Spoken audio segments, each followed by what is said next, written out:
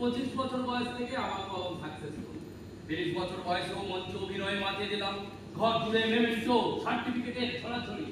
আর কত কিছু খাও বলতে পারো ম্যাডাম। আরে রোজ রোজ কি আর বিরিয়ানি খেতে ভালো লাগে?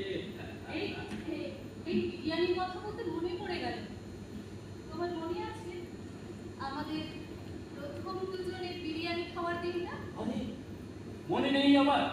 অন্ধকার থেকে পড়ছি নাটকের শো ছিল সেদিন ওই ব্যারাকপুরে।